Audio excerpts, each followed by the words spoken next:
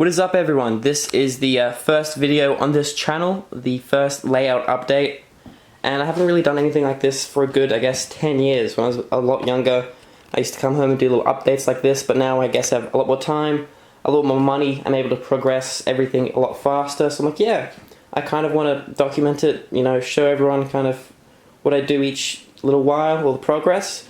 So pretty much this layout has been in the garage for like 4 years, to be honest, since my last uploads, which were like 2016, I think.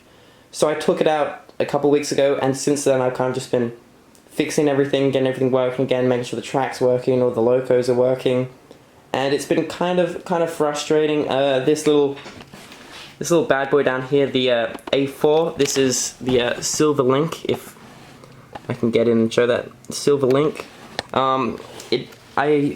I remember a few years ago, once I just had got it, it started messing up within like about 2 hours. I ran it in, and then it started just kind of faulting, and then that kind of annoyed me, and I never did anything about it. And now I'm coming back here like a few years later, and this thing still barely runs, and it never really has run, which is kind of annoying. So I don't know quite what to do about it. Whenever it runs, it will run, then it'll stop, then it'll keep going, then it'll stop, then it'll keep going, and it's just really frustrating. So hopefully I can get that running anyway. Okay, so I've had this little mountain area on the layout like for a good 4 years. If you look at my like running session video from like a few years ago, this was still here. But what I did a little while ago, I added some clump foliage over it and some flowers as well, and some static grass as well. I've been using this little yellow bottle for static grass. I kind of was like, yeah, I'm eventually gonna just need to get one of the proper applicators, but I was like, yeah, this was cheap, I might as well give that a try. And it has had some alright results. I put some down last night over here, and it works right, not too well. So yeah, an actual applicator is gonna be needed. So I've added static grass and flowers as well. There's little flowers, and then I've kind of, you know, put a bit more over there, and also spread some of the I guess some of the scenery down this way a little bit more. This track still needs to be ballasted, but kind of this ballast job I did like 4 or 5 years ago is honestly horrendous. Like I don't know what I did when I did it, but it's just very poorly done. So I'm just thinking with this stuff all around the rest of it, I'm going to be taking new kind of route to ballasting, because that was kind of, I don't know, the train's just very loud, clunky. I've got ballast all over the rails there, so I kind of need to pick up my game there when it comes to ballasting anyway, and find something a bit of a new method there. So over here we have a Metcalfe house I built. So I built this yesterday actually, and the quality of it kind of blew me away. I'd always seen Metcalfe houses around. I'd never actually gone and bought one. I'd kind of been like, yeah, they look really cheap and papery, and I didn't know how that would come out. But then again, it's like, I don't want to buy some really overpriced porcelain Hornby house. So I was like, yeah, I might give it a go. And they actually are fantastic. The detail that comes out of it, even just making it, is so much fun. And just the price of them, they're fantastic. So I'm going to get a lot more Metcalfe houses.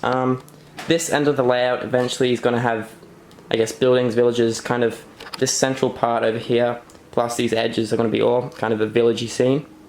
So I'm going to start, I guess, just buying Metcalfe houses, getting a little village scene built up. It might be a while. I think I'm going to start with the edges of the layout first and slowly kind of seep my way in, because I don't really know what to do here. Something villagey, but more than that I'm not quite sure. Over here you also see I have a big piece of wood, and that is going to be the backdrop, the back scene for half the layout. So this side here, so right along there, we'll have like a nice little back scene, and also down there. So I need to cut that wood up, get it screwed on, so I might do that this afternoon. But then I'm not quite sure how to get the back scene that I'm after, because it needs to be kind of a specific size, and I kind of want just a basic kind of grass and hills kind of thing. So I need to look into getting a backdrop, but I think it will add quite, I don't know, I think these backdrops make layouts kind of feel a lot more kind of real, a bit more layouty. You kind of, I don't know, just looking at trains running past backdrops, it adds a lot. So I'm very excited to get that in. I've never really had one on any of my layouts, so that will be very exciting. So if you look over in this section, this is where all my kind of track laying work is at the moment. So this little siding, I ballasted like when I did the rest of the track over here. I ballasted it a few years ago, and the ballasting is just awful.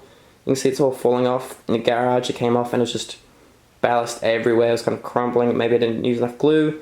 Who knows? But this needs to be reworked, so I don't really have it connected to the layout at the moment because it's kind of just a bit of a work in progress. And if you look at these little pieces of track over here as well, I'm going to be putting an extra little siding there, and then a point here, and then 2 little sidings will be going over here. And then I put a little engine shed over there, so it'll be a nice little depot section over here. So I think that will probably be my next little area I'm focusing on. I'll get my backdrop up first, and then I kind of want to get this little section done.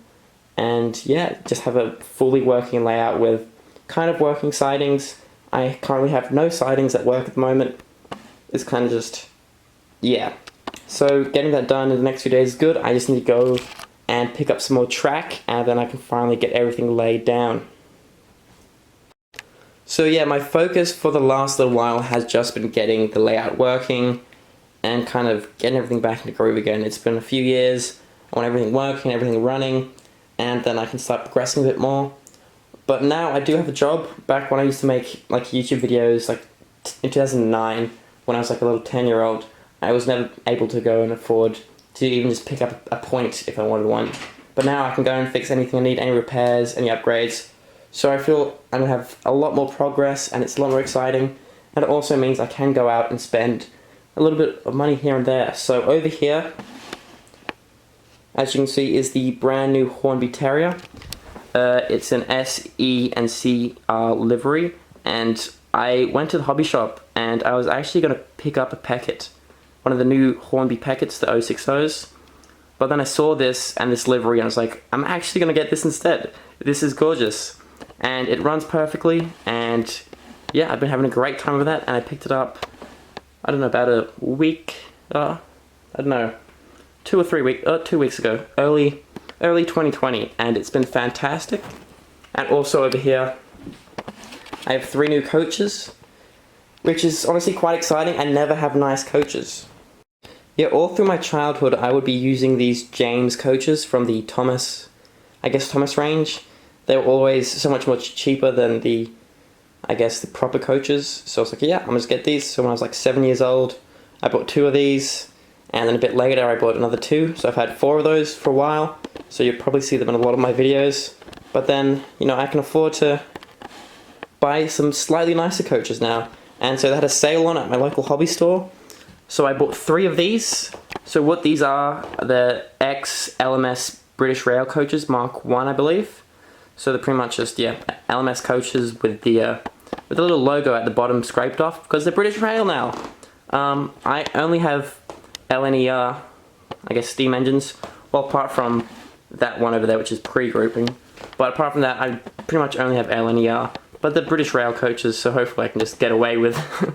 But then again, at the end of the day, I don't really care too much about historical accuracy. But it is nice to have a rake of kind of actual nice coaches. I'm going to pick up another one. I think I'm looking for a brake coach of one of those. They didn't have it at the shop. But I think 4 coaches is as much as I kind of want to run out on this layout. Anything too much longer might look a bit weird, just the train taking up half the loop. So I think 4 is about just how long I'm going to run my trains. But yeah, it is lovely having those new coaches in. But yeah, that is the layout so far. I've got quite a few changes coming up. Hopefully the back scene will be in very soon. And then yeah, hopefully by the next time I'll have a bit more track down, a bit more grass, who knows. But yeah, thank you very much for watching. Any suggestions or help or anything in the comments is very welcome. I have not really been into this for years, so honestly any help I can get is very, very needed. But yeah, thank you very much for watching, and I'll see you in the next update.